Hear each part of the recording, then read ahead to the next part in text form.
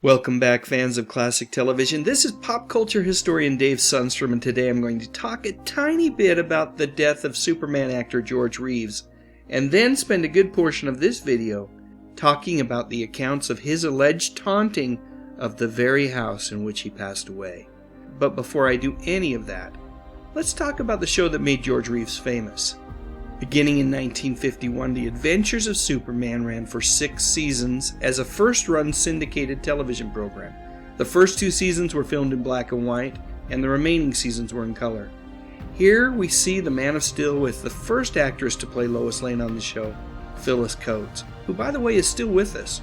She played a tough, hard-nosed reporter on the show, much more so than the second actress who played Lois Lane did. I'll talk more about her though at the end of this video. And like I said earlier, the show made George a bona fide television star. Kids looked up to him, men wanted to be him, and women, well, let's just say Lois Lane wasn't the only one who had a crush on him. Yep, it really seemed like George was on top of the world. However, on June 16, 1959, he was found dead in his Los Angeles home. I think there are lots of us fans out there who'd like to think that there was more to it than what the newspaper headlines were telling us. And maybe that's also why, not long after Reeves' death, reports started to surface suggesting that his spirit still lingered in the house where he died.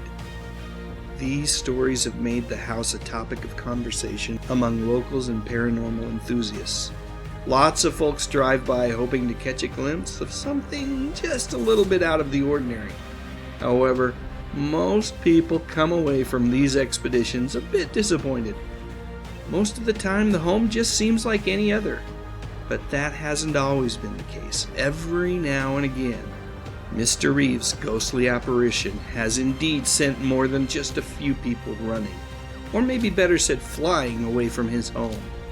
And just like this episode of The Adventures of Superman, they truly do experience a night of terror.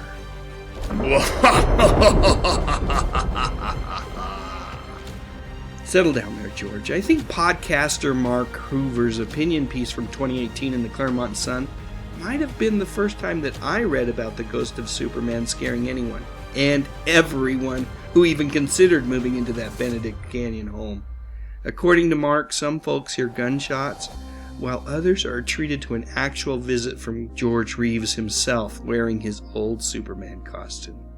And then last year I stumbled across this article by Edward Anderson over on Medium, where he added to the conversation by saying that one couple actually reported that the ghost seemed to be in agony and asking them for help. Edward went on to surmise that it's possible that Reeves simply doesn't want anyone else to live there, at the very least, until the mystery surrounding his death is solved.